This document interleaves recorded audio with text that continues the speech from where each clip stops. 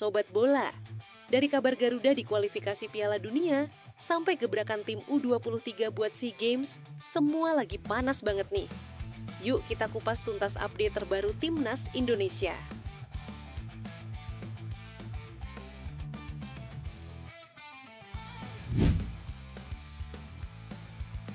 Timnas Indonesia bentar lagi memulai perjuangan berat di ronde 4 kualifikasi Piala Dunia 2026 zona Asia.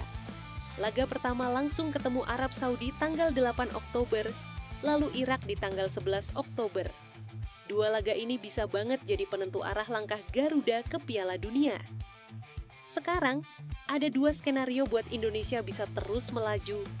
Pertama, jadi juara grup. Ini jelas skenario terbaik. Kalau Indonesia berhasil puncaki klasemen, otomatis langsung lolos ke Piala Dunia 2026. Tapi syaratnya jelas, harus menang di dua laga awal dan konsisten sampai akhir. Masalahnya, main di kandang lawan masih jadi PR besar. Rekor tandang Garuda belum stabil, apalagi lini belakang masih gampang ditembus.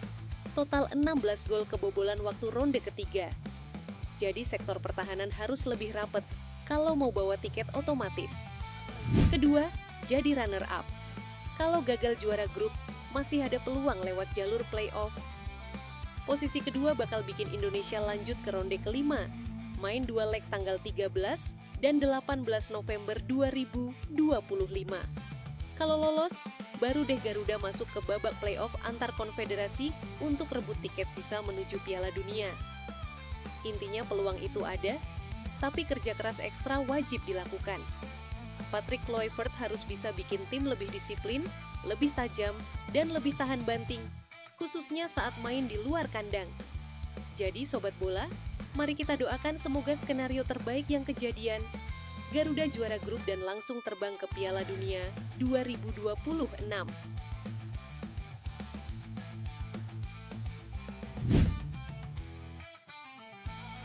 Ada kabar menarik jelang ronde 4 kualifikasi Piala Dunia 2026 zona Asia. Ternyata Timnas Indonesia jadi tim dengan market value tertinggi di grup B loh. Padahal kita tahu, Garuda harus bersaing dengan dua tim kuat, Arab Saudi dan Irak. Main di kandang lawan, apalagi lawannya punya pengalaman segudang di level internasional, jelas bukan hal gampang. Tapi kalau bicara soal nilai pasar pemain, Indonesia justru unggul. Timnas Irak punya market value total sekitar 280 miliar rupiah.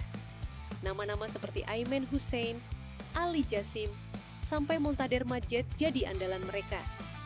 Pemain termahal Irak, Madjed, bernilai 43 miliar rupiah. Arab Saudi lebih tinggi lagi, total 479 miliar rupiah. Mereka punya Firas Al-Buraikan dari Al-Ahli yang dihargai 78 miliar rupiah, plus bintang terkenal Salem Al-Dausari dan Ali Al-Bulaihi. Nah, Indonesia, Garuda ada di puncak dengan nilai total 558 miliar rupiah. Jay Itzes jadi pemain paling mahal di skuad dengan 130 miliar rupiah, disusul Kevin Dix 86 miliar rupiah. Sebenarnya Mace Hilgers juga di atas 100 miliar rupiah, tapi dia nggak masuk skuad pilihan Patrick Kluivert untuk ronde keempat kali ini. Artinya apa? Dari sisi market value, Indonesia punya materi pemain yang bisa bersaing, bahkan lebih mahal dari Arab Saudi dan Irak. Tinggal gimana Kluivert bisa memaksimalkan potensi ini di lapangan. Karena ingat, market value nggak selalu berbanding lurus sama hasil pertandingan. Tapi jelas, ini jadi modal positif buat Garuda. Timnas Indonesia bukan sekadar underdog lagi, tapi punya value besar yang harus dibuktikan dengan performa nyata di lapangan.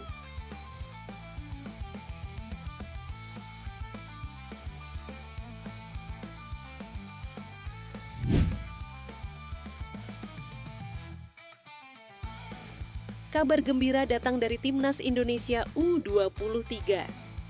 Sebagai juara bertahan, Garuda Muda resmi memanggil 32 pemain buat pemusatan latihan jelang SEA Games 2025 di Thailand Desember nanti. Yang bikin heboh, ada 4 pemain abroad yang bakal jadi senjata utama kita. Adrian Wibowo, striker muda yang sekarang main di Los Angeles FC, Amerika Serikat. baru debut di timnas senior bulan lalu, kini siap bantu U23 pertahankan emas. Ivar Jenner, gelandang andalan dari FC Utrecht, Belanda. Udah nggak asing lagi jadi motor serangan Garuda Muda. Dion Marks, gelandang bertahan top OS, Belanda. Bisa jadi tembok tengah buat jagain lini pertahanan. Tim Gaypens, bek tangguh FC Emmen, Belanda. Siap bikin lawan ketar-ketir dengan permainan kerasnya. 4 pemain abroad ini dipercaya bakal jadi kunci sukses Indonesia di SEA Games.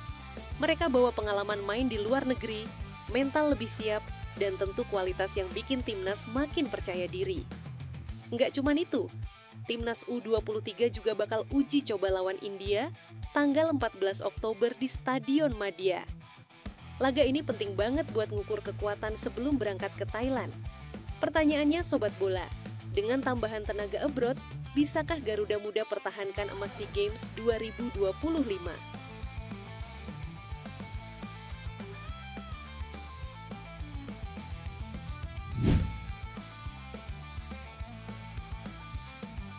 Kabar baik datang dari lini pertahanan terakhir Timnas Indonesia. Ketua BTN PSSI, Sumarji, memastikan kalau Emil Audero dan Maarten Paes tidak mengalami cedera serius. Artinya, 2 kiper utama Garuda bisa tetap bergabung bersama skuad Patrick Kluivert untuk round 4 kualifikasi Piala Dunia 2026. Seperti kita tahu, sempat muncul keraguan soal kondisi keduanya. Emil sebelumnya dikabarkan bermasalah di otot betis saat di Cremonese, sedangkan Paes juga disebut-sebut tidak dalam kondisi 100%. Tapi ternyata, laporan resmi BTN menyebut aman, mereka siap tempur. Indonesia sendiri bakal menghadapi laga super berat di awal. Laga pertama versus Arab Saudi di King Abdullah Sports City, Jeddah, Kamis dini hari 9 Oktober 2025. Lalu lanjut versus Irak, Minggu dini hari 12 Oktober 2025 di stadion yang sama. Kalau ternyata Emil atau Paes masih belum bisa tampil, kita masih punya opsi andalan. Hernando Ari, kiper Persebaya yang lagi on fire. Jadi tenang aja, gawang Garuda tetap punya penjaga tangguh. Sobat Bola, gimana nih menurut kalian? Kalau harus pilih, lebih aman pasang Emil Audero, Maarten Paes, atau Hernando Ari di laga lawan Arab Saudi? Drop pendapat kalian di kolom komentar. Itu dia update terbaru seputar Timnas Indonesia Sobat Bola. Jangan lupa tulis pendapat kalian di kolom komentar, like videonya, subscribe, dan nyalain lonceng biar nggak ketinggalan kabar bola paling fresh.